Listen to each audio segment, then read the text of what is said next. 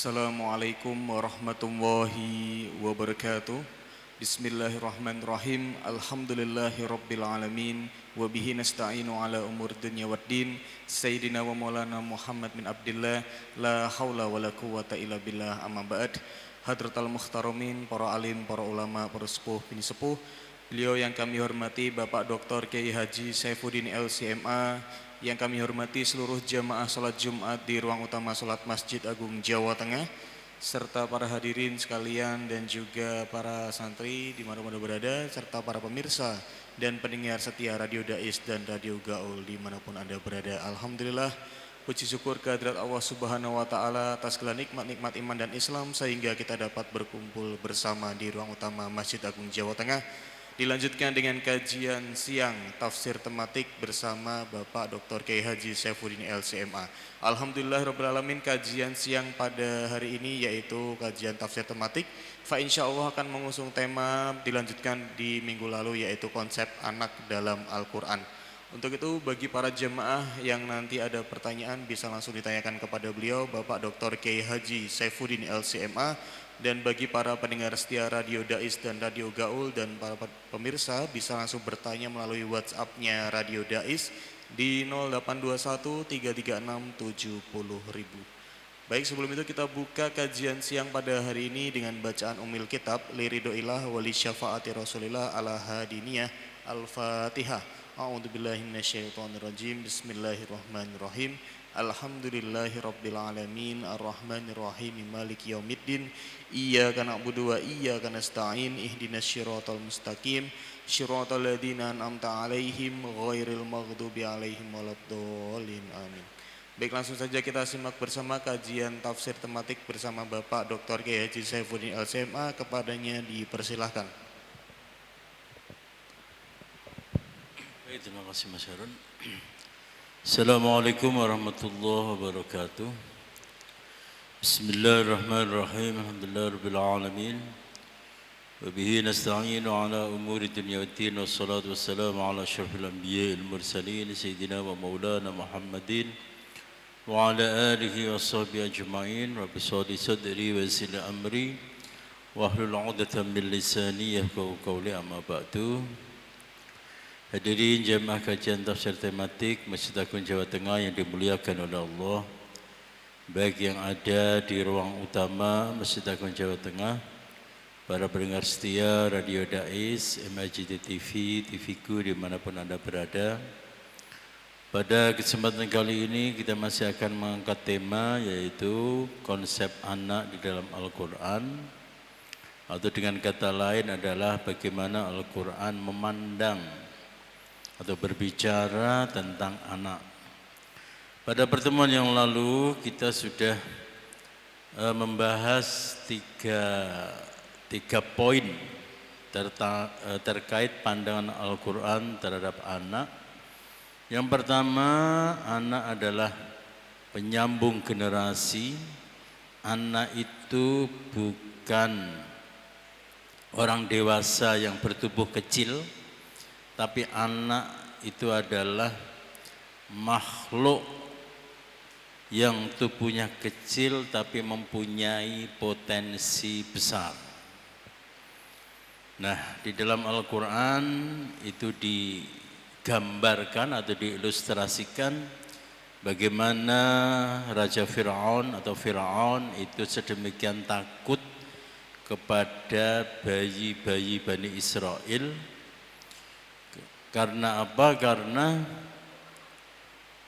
yang dilihat itu bukan sosoknya yang bayi, sosoknya yang lemah, sosoknya yang tidak berdaya, sosoknya yang masih diemii oleh ibunya, bukan.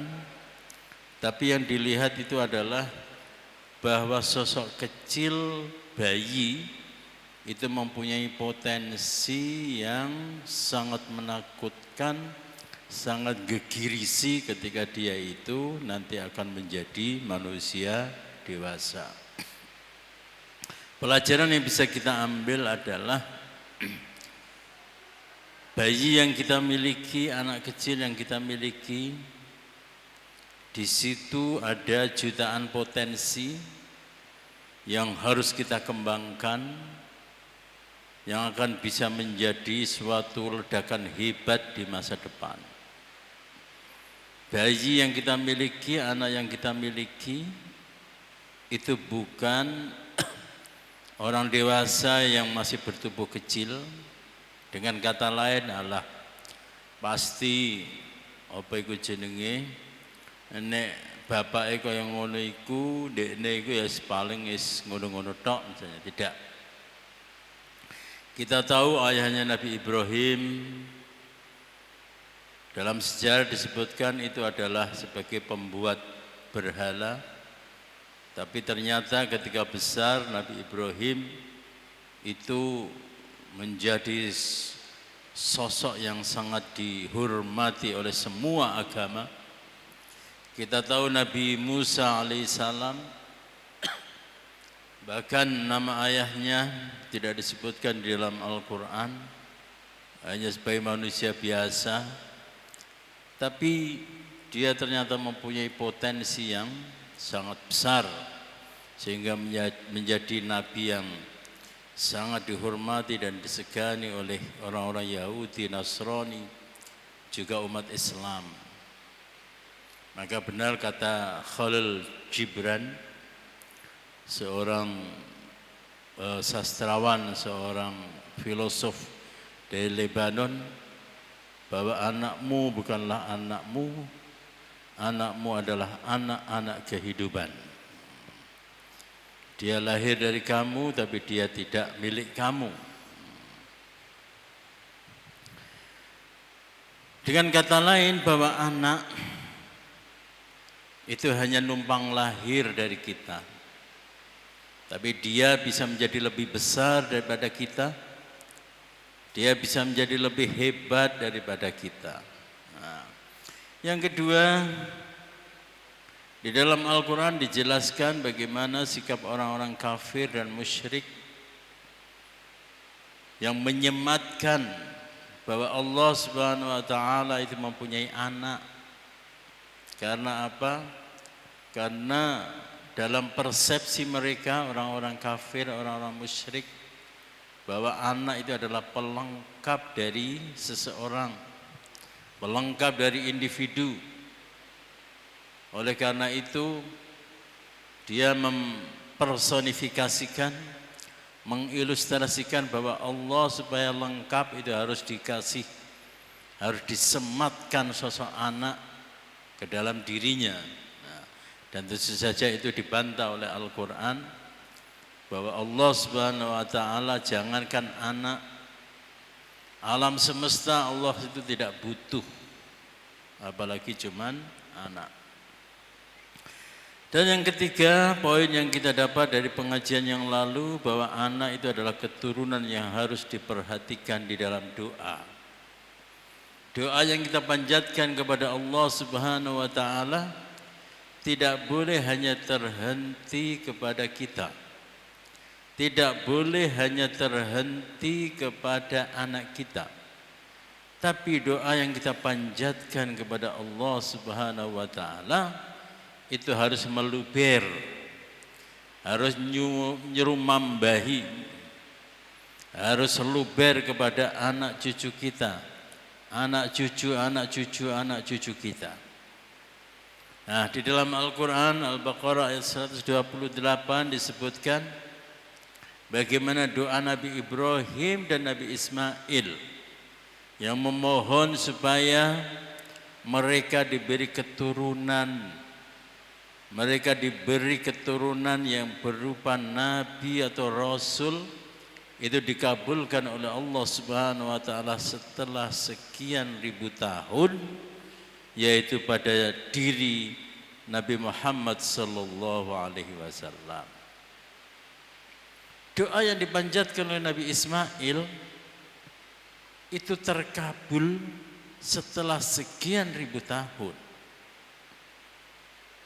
Ini tidak berarti bahwa doa Nabi Ismail itu gagal atau tidak diijabahi, tidak. Tapi doa yang sudah terpanjat itu menjadi saldo yang semakin membesar, semakin membesar, semakin membesar, semakin membesar, dan itu terrealisir pada diri Nabi Muhammad sallallahu alaihi wasallam. Kalau dibalik, kenapa Nabi Muhammad bisa menjadi priyantun, menjadi sosok yang sedemikian hebat, sosok yang sedemikian mulia? Karena Nabi Muhammad adalah pengejawantahan dari kemuliaan yang ditabung, kemuliaan yang diinvestasikan selama sekian ribu tahun sejak zaman Nabi Ismail alaihissalam. Oleh karena itu, ketika kita berdoa, mohon supaya anak kita menjadi seorang hafiz, mohon supaya anak kita menjadi seorang ulama, kok tidak terkabul? Dan ketika terkabul itu adalah keturunan yang ketujuh, keturunan yang keempat, keturunan yang kelima misalnya ya. Itu bukan berarti bahwa doa kita itu tidak terkabul. Tapi ada masanya di mana Allah Subhanahu wa taala itu merealisasikan doa-doa dan panjatan permohonan kita. Nah, terkait dengan perhatian terhadap keturunan atau kepada anak, ini poin yang keempat. Di sini disebutkan bahwa anak itu adalah keturunan yang harus dipastikan tetap beriman. Tersebut di dalam surah Al-Baqarah ayat 132. A'udzu billahi minasyaitonir rajim. Wa wassa biha Ibrahim banihi wa Ya'qub. Ya baniya innallaha astafa lakumuddin fala tamutunna illa wa antum muslimun. Ibrahim mewasiatkan ucapan itu kepada anaknya, dan demikian pula Yakub. Wahai anak-anakku, sesungguhnya Allah telah memilih agama ini untukmu. Janganlah kamu mati kecuali dalam keadaan muslim. Kita bisa melihat kalau orang-orang biasa itu berwasiat kepada anak-anaknya, "Nak, ini perusahaan yang sebelah sana itu tolong dikelola dengan baik. Perusahaan percetakan yang sebelah sana tolong dikelola dengan baik, tolong dibesarkan. Bagaimana supaya menjadi perusahaan percetakan yang terbesar di provinsi ini, kalau bisa sampai taraf nasional." Orang-orang biasanya yang dipikir adalah bagaimana nasib anak-anak saya, anak cucu saya. Sehingga yang ditimbun itu adalah harta. Yang ditimbun adalah harta supaya dipastikan bahwa harta itu tidak habis dimakan oleh 7 turunan. Makanya kadang ada orang yang mengaku, saya ini keturunan, termasuk keturunan bangsawan yang kaya raya. Tapi kenapa kamu miskin? Ya karena saya keturunan yang ke-8. Keturunan yang ke-8. Karena batasnya apa?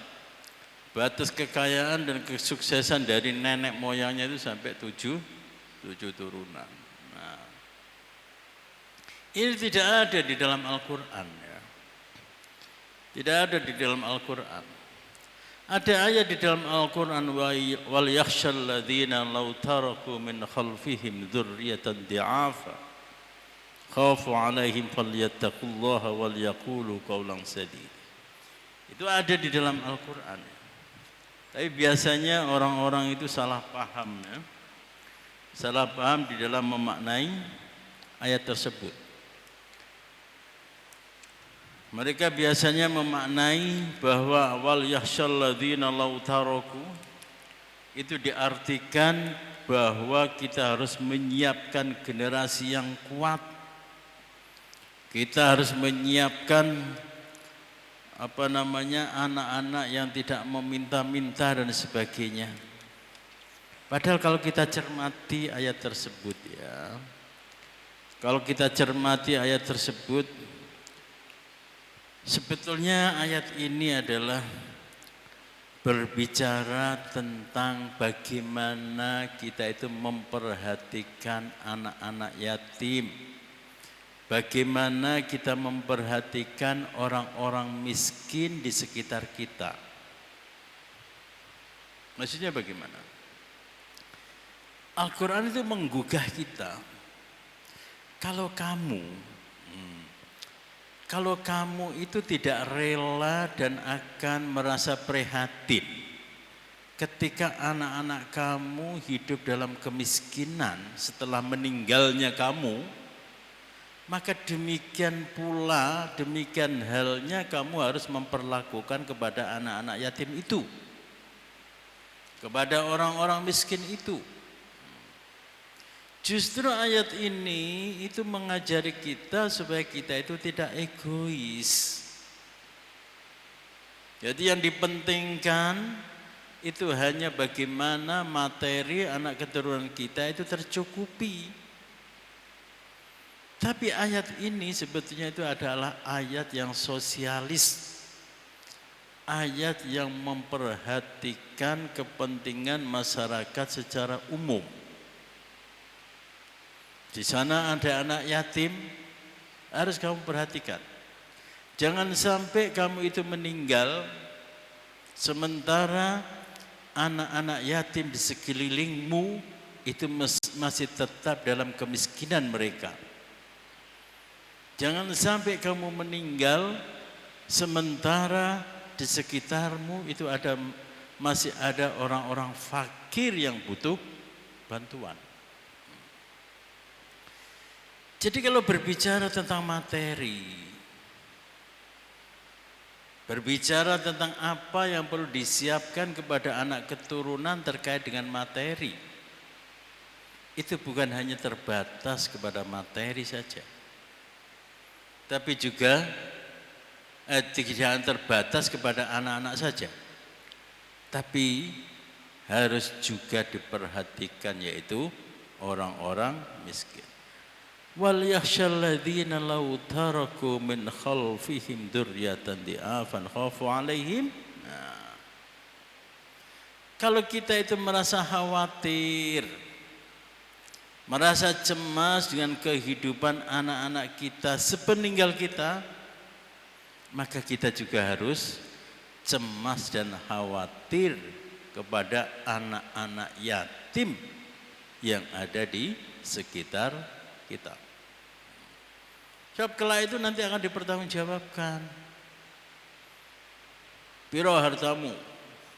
1 triliun Gusti.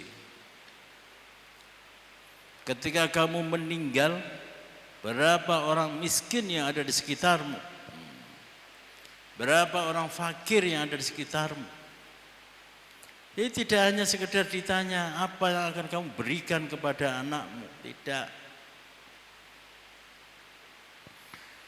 Justru ya, para filantropis, orang-orang yang dermawan, saking dermawannya, itu mereka itu justru tidak memberikan wasiat atau tidak meninggalkan harta kepada anak-anaknya. Justru diberikan kepada orang-orang miskin, anak yatim dan sebagainya.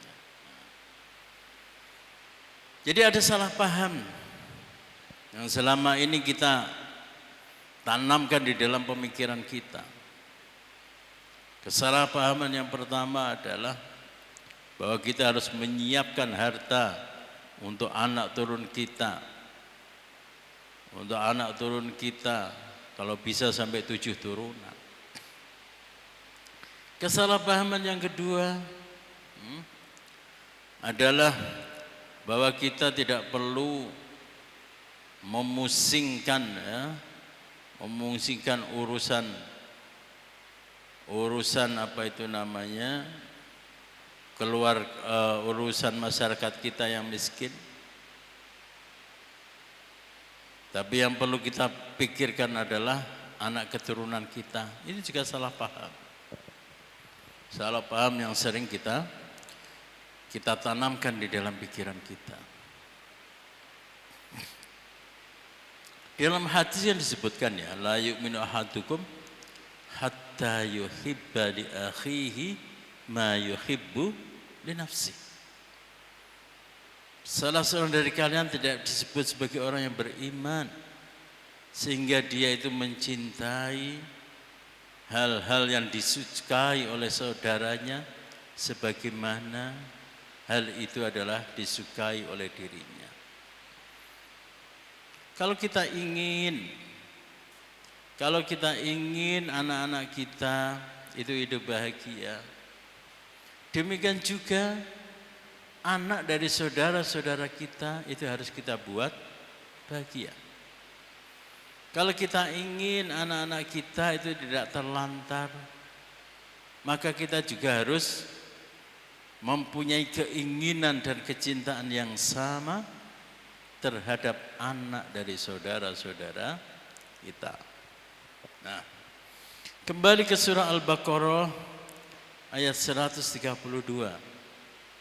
Bahwa wasiat yang diberikan oleh Nabi Ibrahim alaihissalam dan juga Nabi Ya'qub alaihissalam kepada anak-anaknya itu adalah wasiat supaya tetap mempertahankan iman dan Islam.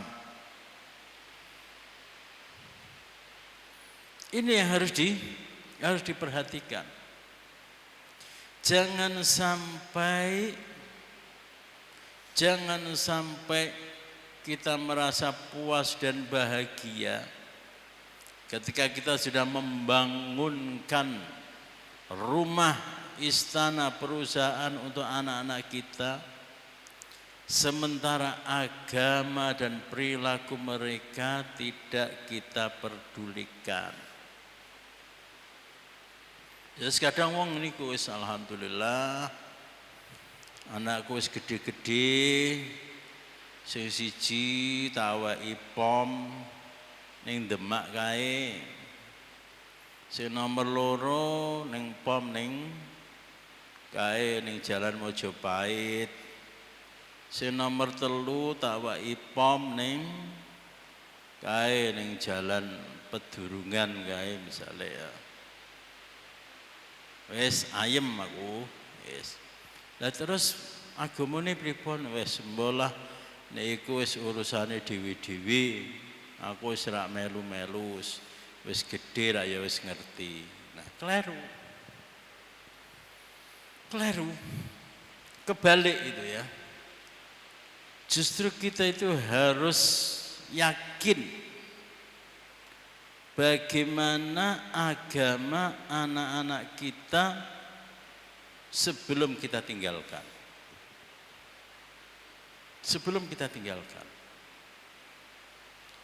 Masalah harta itu idealnya sebagai orang tua itu bilang kepada anak, "Nak, aku mbiyen iku ya ora diwarisi apa-apa karo simbahmu. Tapi ya iso nyekolahke awakmu, iso menguliahkan kamu, ya bisa sithik-sithik ninggali harta karo awakmu. Jadi nek saiki pamane ya aku ora ninggali apa-apa meneh karo awakmu. Iku ya kamu jangan berkecil hati. Sing penting kowe tetap iman dan Islam. Biasanya gitu nih ya. Yang penting ben malam Jumat kowe gelem ngirim Yasin tahlil go bapakmu ning wong tuamu. Nah, di sini orang Jawa itu mempunyai mempunyai cara bagaimana menerjemahkan wasiat Nabi Ibrahim dan Nabi Yakub dengan kalimat yang sederhana. Dengan kalimat yang sederhana, yaiku piye? Aku ora njaluk apa-apa, mung njalukku siji. Nek malam Jumat ngirimono Yasin karo tahlil. Senajan kalimatnya itu sederhana semacam itu, tapi itu memberikan isyarat yang besar. Apa itu? Nah, wong kok sampai gelem ngirim Yasin dan tahlil, itu pasti dia itu masih muslim. Di tengah kesibukan yang sangat hebat di zaman sekarang ini, kok masih ada orang yang gelem ngirim Yasin dan tahlil kepada orang tuanya di malam Jumat. Di malam Jumat. Itu menunjukkan bahwa dia itu mempunyai perhatian yang baik. Jadi cara orang Jawa di dalam menerjemahkan wasiat Nabi Ibrahim dan Nabi Yakub ini lebih aplikatif. Lebih aplikatif dan lebih konkret. Sebab kalau wasiatnya harus sepenting awakmu do Islam ya. Nah, Islam ki piye? Islam itu indikatornya bagaimana? Kadang orang mengaku Islam karena hanya Islam KTP, misalnya ya. Padahal yang dimaksud oleh Nabi Ibrahim dan Nabi Yakub tidak semacam itu. Yang dimaksud dengan Muslim, wa antum muslimun, itu artinya adalah menjalankan syariat Islam. Tapi nek wong Jawa dengan kalimat yang panjang-panjang itu tidak biasa. Ya le, so awakmu kudu tetap sholat, kudu tetap zakat, kudu tetap ini, kudu tetap itu, kudu tetap panjang. Tapi dengan kalimat setiap malam Jumat kiriman aku Yasin karo tahlil. Sing jenenge wong Yasinan karo tahlilan ya mesti klambine iku resik. Mesti yang dadak wudu barang. Nek perlu ya ngundang tonggo, ngeweki sedekah dan sebagainya. Nah, ketika dia itu sedekah membuat berkat untuk tonggo-tonggo, itu ya artinya dia itu masih mempunyai jiwa sosial. Mempunyai jiwa zakat, jiwa sedekah, jiwa infak. Ini cerdas ya. Wong Jawa iki ketoke ngono tapi ya cerdas. Islam tidak diwujudkan, pokoknya sepenting Islam. Takbir, Allahu Akbar. Demikian juga di dalam surah Al-Baqarah ayat 133. Am kuntum syuhada idh hadara Ya'qub al-maut idh qala li banihi ma ta'buduna min ba'di قالوا نعبد إلهك وإله آبائك إبراهيم وإسماعيل وإسحاق إلها واحدا ونحن له مسلمون. Apakah kamu hadir menjadi saksi menjelang kematian Yakub ketika dia berkata kepada anak-anaknya, apa yang kamu sembah sepeninggalku? Mereka menjawab, kami akan menyembah Tuhanmu dan Tuhan nenek moyangmu Ibrahim, Ismail dan Ishak, yaitu Tuhan yang Maha Esa dan hanya kepadanya kami berserah diri. Ini kelakuannya wong-wong Yahudi dan Nasrani. Jauh setelah Nabi Ibrahim wafat, jauh setelah Nabi Yakub wafat, itu mereka itu kemudian mendistorsi ajaran Nabi Ibrahim dan Nabi Yakub, merubah-rubah, mengganti-ganti. Sing jenenge beribadah kepada Allah itu ngene. Orang Yahudi menuhankan Nabi Uzair, orang Nasrani menuhankan Nabi Isa. Kemudian bagaimana perlakuan orang Yahudi yang sedemikian tidak punya adab kepada Allah Subhanahu wa taala. Dan cilakanya orang-orang Yahudi dan Nasrani itu mengklaim bahwa inilah ajaran Nabi Yakub, ajaran Nabi Ibrahim, makanya diwelehke karo Al-Qur'an. Justru yang mewarisi, yang meneruskan secara murni dan konsekuen ajaran Nabi Ibrahim dan Nabi Yakub itu adalah Nabi Muhammad sallallahu alaihi wasallam. Meskipun secara sanad biologis Nabi Muhammad itu tidak bersanad kepada Nabi Yakub, akan tetapi sanad keilmuan ya, itu justru Nabi Muhammad sallallahu alaihi wasallam yang menjalankan ajaran Nabi Yakub, ajaran Nabi Ibrahim secara murni dan konsekuen. Wong Yahudi wong Nasrani ngaku-ngaku sing paling Ibrahim iku ya aku. Sing paling Yakubis iku ya aku. Karena apa? Karena aku adalah keturunan mereka.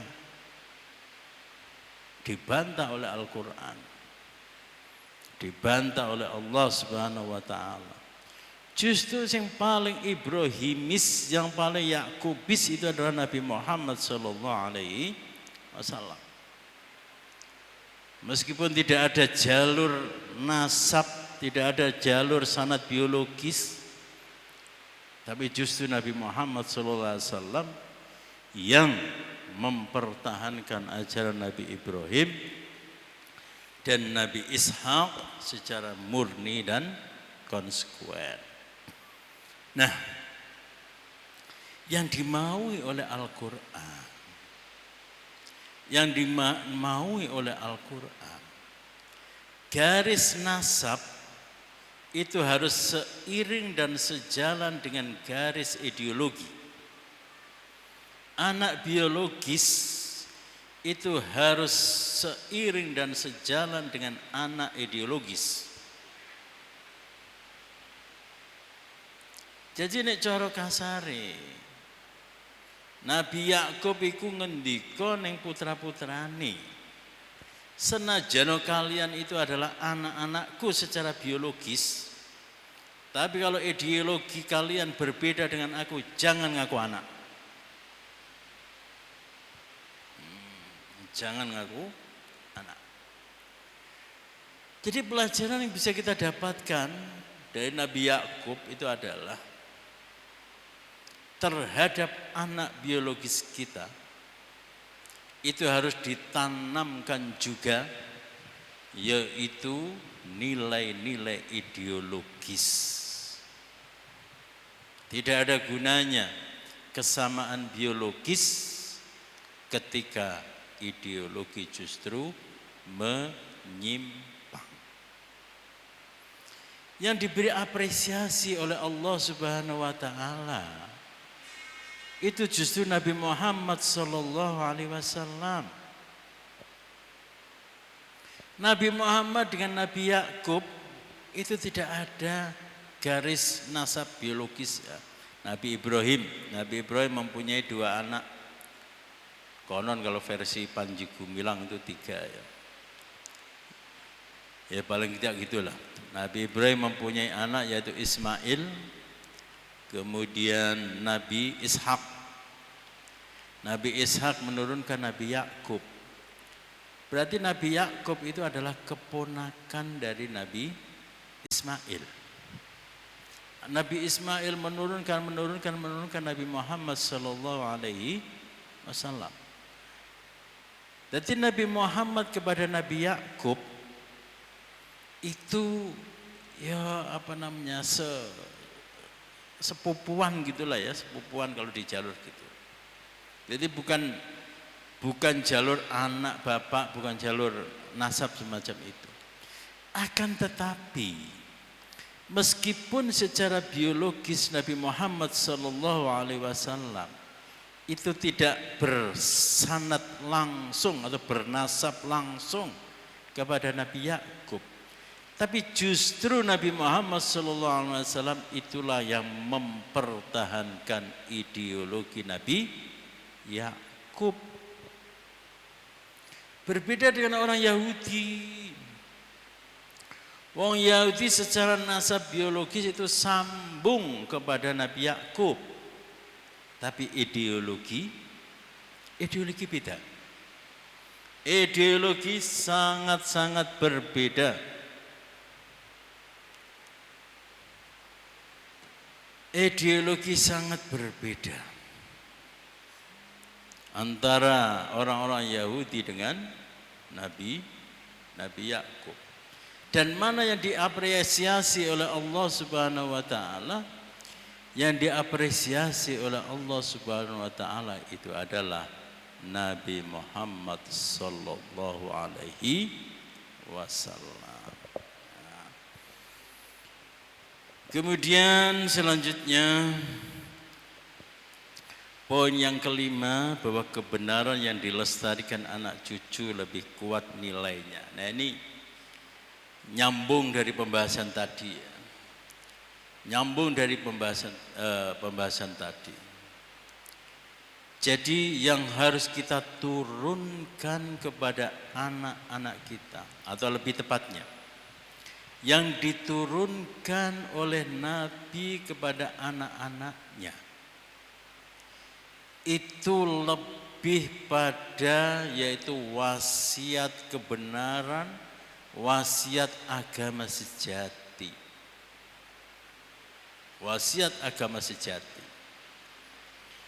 Qulu amanna billahi wa ma unzila ilaina wa ma unzila ila Ibrahim wa Ismail wa Ishaq wa Yaqub wal asbad wa ma utiya Musa wa Isa wa ma utiya an-nabiyyuna min rabbihim la nufarriqu baina ahadin minhum wa nahnu lahu muslimun. Ini transmisi atau sanad. Itu adalah transmisi ideologi. Transmisi ideologi, bukan transmisi biologi. Baik, selanjutnya bagaimana Al-Quran berbicara tentang anak.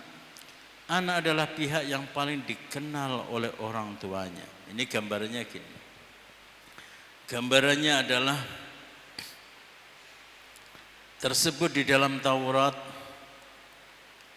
dan di dalam Injil, bahwa Nabi Muhammad SAW sebagai Nabi akhir zaman.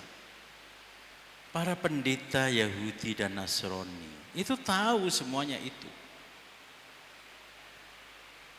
Tahu semuanya itu. Para nabi itu sudah memberitahu kepada murid-muridnya yang kemudian menjadi pendeta,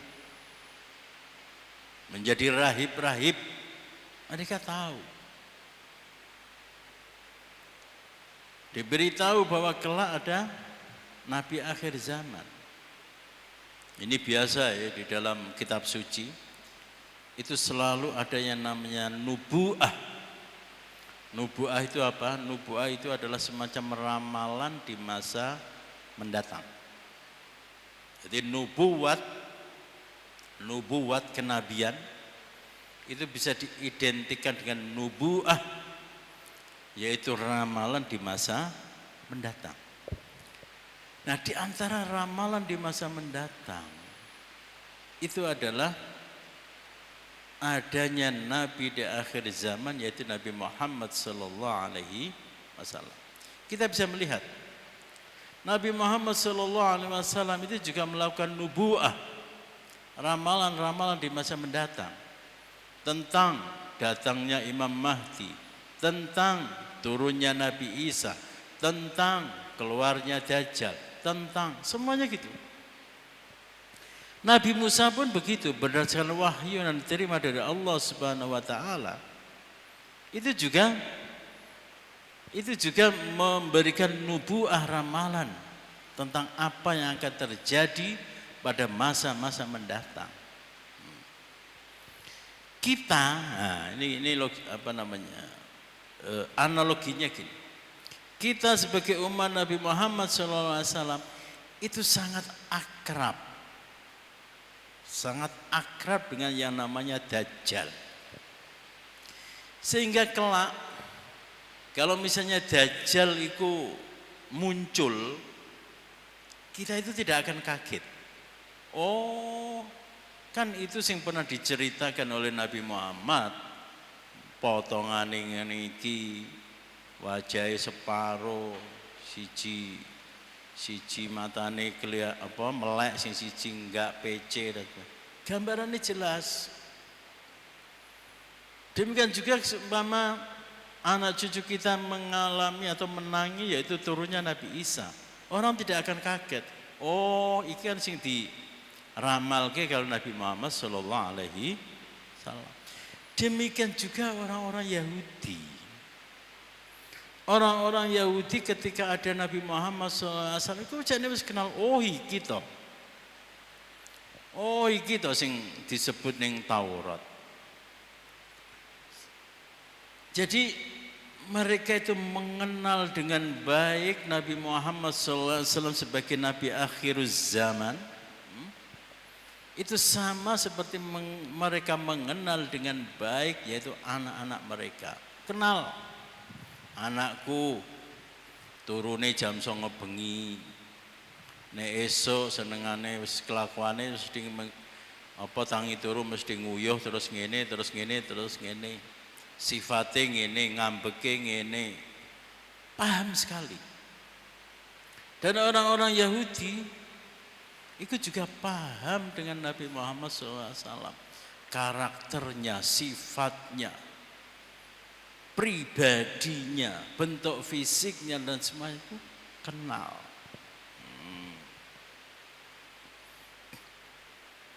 Jadi orang yang paling kenal dengan anak, orang yang paling kenal dengan anak itu adalah orang tuanya itu sendiri.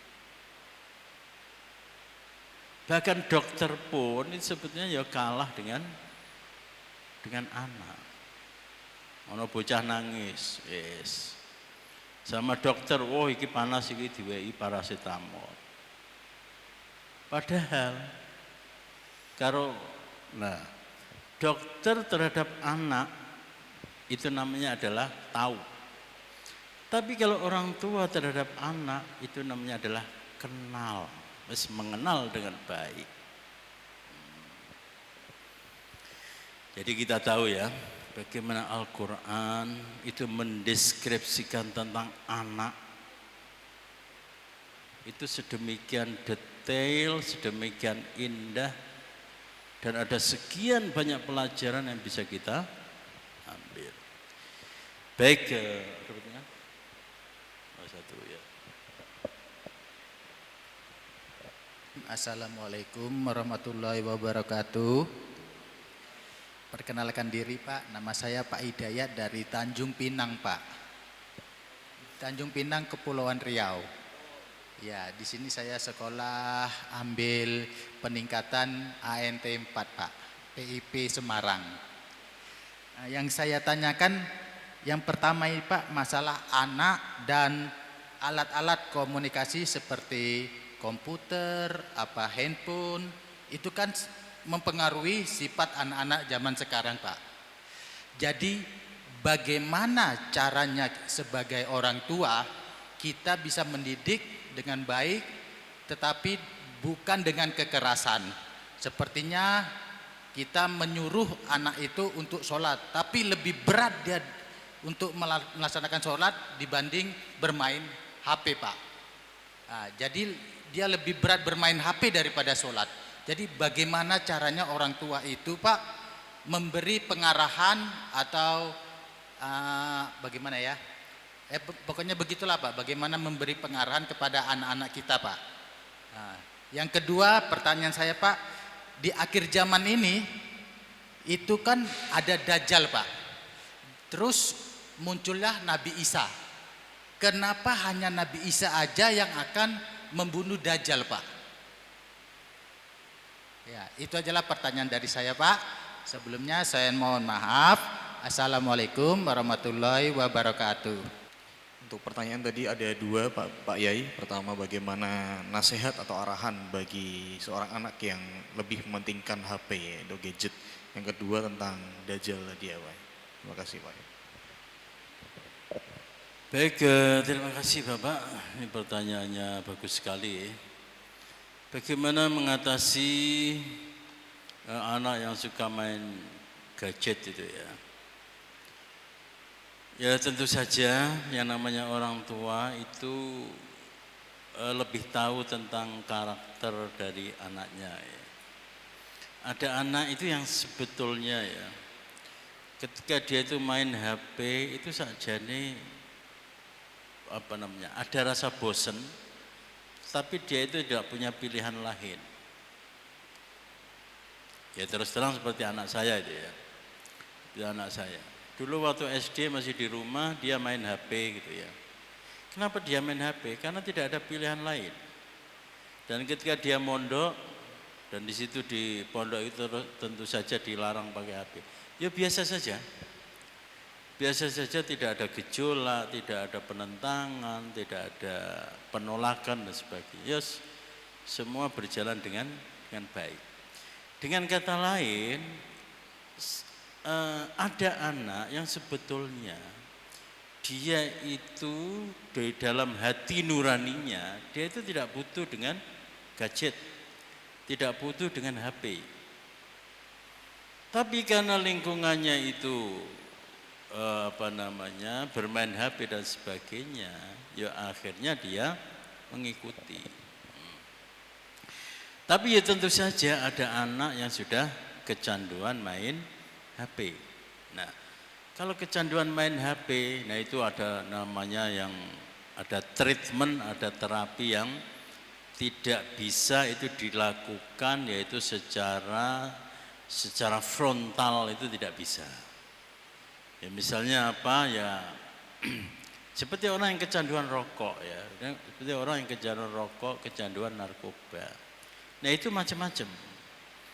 Misalnya ada yang mengatakan kamu oke lah kamu boleh merokok, tapi kalau yang selama ini 2 bungkus, cobalah kamu kurangi satu bungkus. Nah itu seperti Al-Quran. Ketika Al-Quran itu berusaha untuk menghentikan orang-orang pada saat itu minum khamr. Ya jangankan anak ya. Di dalam Islam pun terjadi. Bagaimana orang itu sudah sangat-sangat kecanduan dengan khamr. Pertama-tama yang dilakukan adalah qul fihima ismun kabirun wa manafi'u linnas. Oh kowe ngombe anu khamr, oh ya. Memang sih sing jenenge khamr iku ya pancene ana manfaate. Tapi kamu juga harus tahu di situ banyak madharatnya. Jadi dirangsang pikirannya. Dirangsang pikirannya bahwa khamr, HP, rokok dan sebagainya itu ada sisi positif dan ada sisi negatif. Jadi melalui pendekatan semacam itu. Kemudian yang kedua, wala taqrabus sholata wa antum sukara. Janganlah kamu mendekati sholat ketika kamu sedang mabuk. Ya wis, kamu mabuk terserahlah. Tapi nek arep sholat jangan ya, jangan. Selain itu terserah mau jungkel, mau glosor, mau apa itu jenenge sampai nyungsep ning got is terserah. Tapi ketika mau sholat jangan. Wes iku ya, wes. Jadi dikurangi.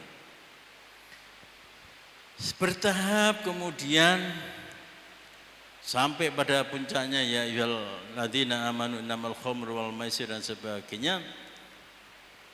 Di situ diharamkan ya, diharamkan tentang minuman khamr. Jadi ada tahapan-tahapannya. Jadi kita sebagai orang tua itu yang paling tahu bagaimana kondisi kita terhadap anak-anak yang bermain gadget. Tipikalnya macam-macam. Ada yang karena dia itu tidak ada pilihan lain, ada yang memang karena kecanduan.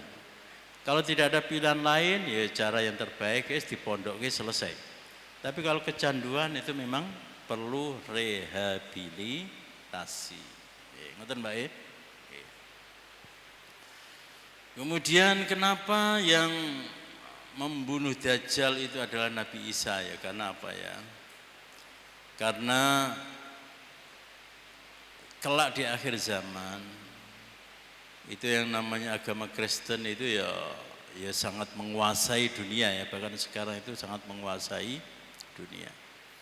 Sementara yang kalau bisa dikatakan ya, yang paling bertanggung jawab itu adalah Nabi Isa alaihissalam.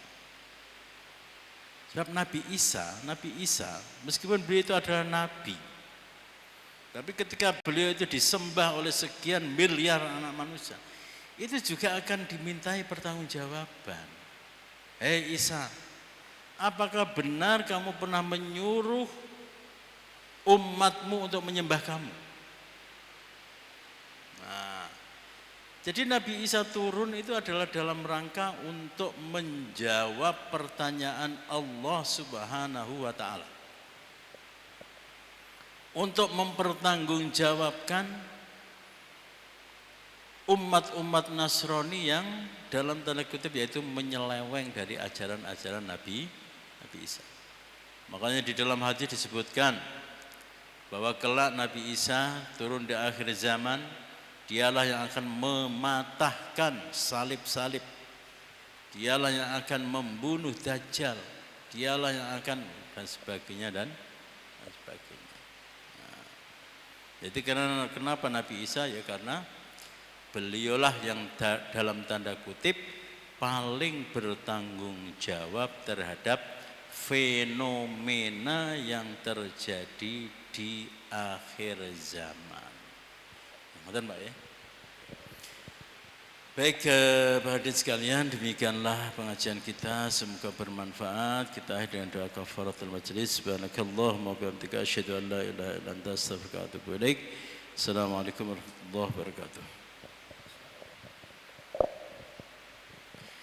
Baik, kami ucapkan sekali lagi terima kasih kepada Bapak Dr. Kiai Haji Saifuddin LCMA dan juga bagi para jamaah yang senantiasa hadir dan menyimak kajian pada siang hari ini. Untuk itu semoga kajian pada siang hari ini memberikan keberkahan dan diridhoi oleh Allah Subhanahu wa Ta'ala, dan senantiasa kita dipertemukan kembali dalam keadaan sehat walafiat di kemudian hari. Terima kasih banyak atas atensinya. Wa muwaffiq ila aqwamit thoriq. Wassalamualaikum warahmatullahi wabarakatuh.